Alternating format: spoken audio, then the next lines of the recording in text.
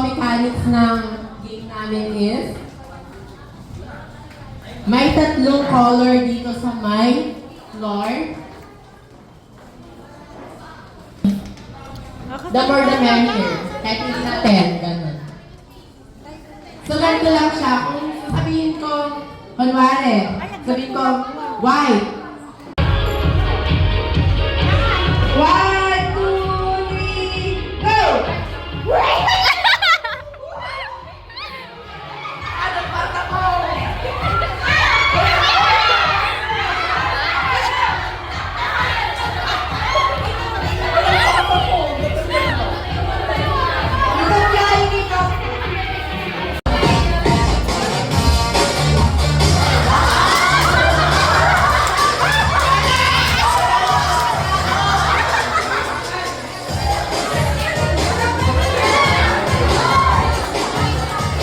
Babalik naman. Hi guys! Ready na ba? Ready! Ready na, okay. Mukhang medyo bias to, kaya bumunod kayo to anything na gamit na. Okay, bring me! At that. And so I said, come on. And there are, formulas. What else do we have? And you have to memorize because it's asking you what will you, in this particular situation, what medicine will you give? Diba ganun yun? So, which means that you definitely should have it here. To know exactly what it is. Because if you do not know very well what you will dispense, naturally you cannot, be effective pharmacist. Kaya, I would like everyone to say that you are doing so well. Continue on with the hard work.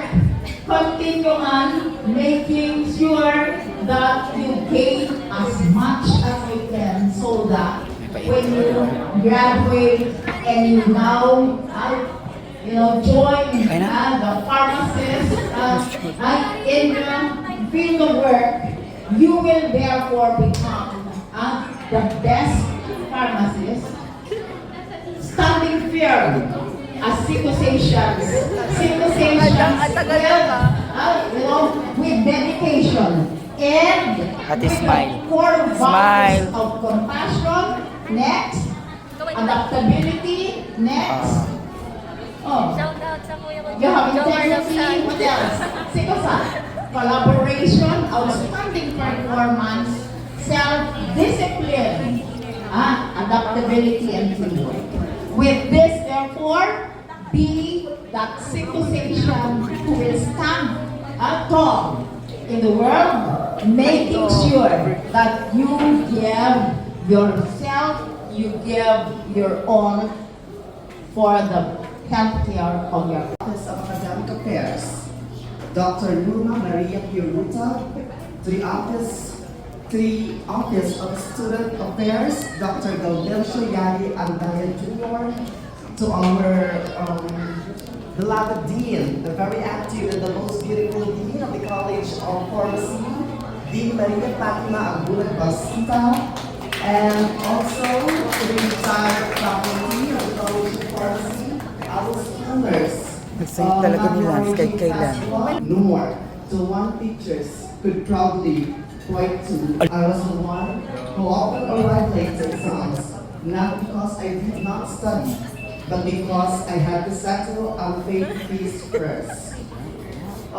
During our time kasi, no permit no exam policy, pero hindi ko alam if it's still applicable until now. Pero noon kasi, habang yung mga classmate ko, isa na nag-exam, ako nasa baba pa, pinoprocess yung mga, gumagawa ng promissory note, para makakuha ng special permit. Never akong nakisabay na during nag-exam na yung mga classmate ko, nasa baba pa ako na nag-process.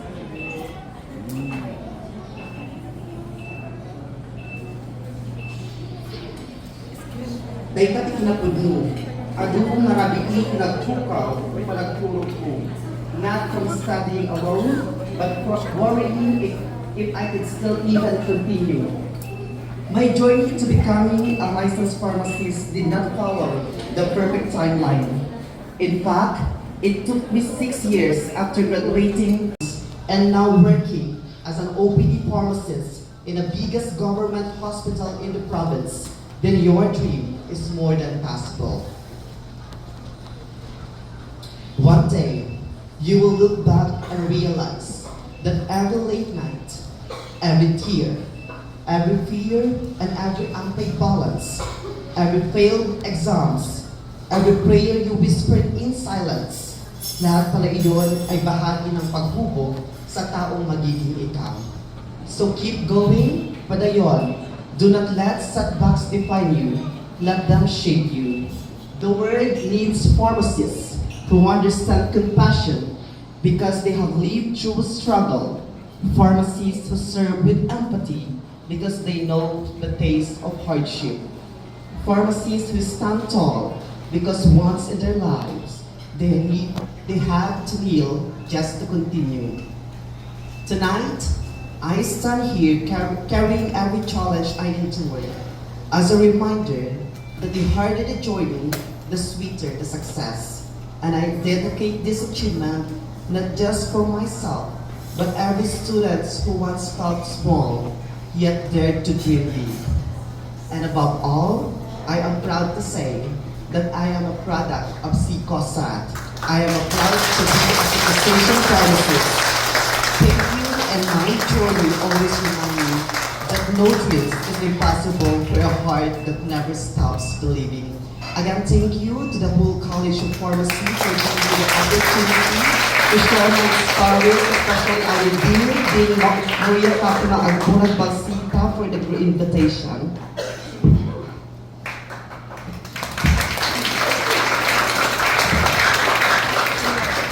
Sana may natutunan tayo mga adi, mga ate na kahit daw delayed yung pag-exam niya dahil nakukulang sa financial, ganon. I-relate din natin sa buhay natin na minsan nadidelay din tayo, di ba?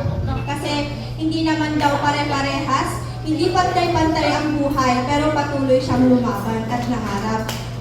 As we can see, but very successful na siya, natupad na yung pangarap niya na maging licensed pharmacy. So, magiging ganun din tayo pag nagsumikap tayo. So, tuladan tayo nag-review siya ng hanggang alas 3, magigising ng alas 6 para magklase. So, dapat maging ganun tayo. Yung habang nagsasalita si Sir Mon, naiisip ko yung sinabi ni Ma'am Fat nung pan namin, review class namin, na sabi niya, nabagsak kami guys. Bagsak kami. Actually, bagsak kami sa review class. And then yung mga test namin is bagsak talaga. Then sabi ni Ma'am Fat sa amin, kahit bagsak yung mga test nyo, kung pasado kayo sa board exam, yan yung mangyayari sa amin. So, iniisip ko, Lord, kahit bagsak kami, bumabagsak kami sa klaseng ito, kung ipapasa mo kami, ipapasa kami. Ganon dapat yung mga mindset natin, guys. Nakakalit na tola kasi, sabi niya nga, maging proud siya sa Sikosat. So, proud din ako maging license at nag-aral ako dito sa Sikosat kasi hindi naman basihan ang paaralan para makatapos tayo at makamit yung mga pangarap natin. Yun lang. As long as we do our part, God will also do His part. So, padayon, future pharmacist.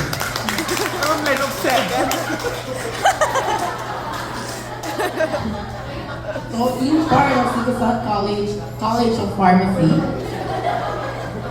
this certificate of appreciation is proudly presented to Sir Brian Carl Cordelia-Mon, a registered pharmacist, alumna of BS Pharmacy Class 2019, in grateful recognition for his invaluable service as guest of honor and speaker during the National Pharmacy Week with the theme, "Building a strong, quality-driven, enduring healthcare system," given this 5th day of December 2025 at Max Restaurant, Student San Fernando, La Union.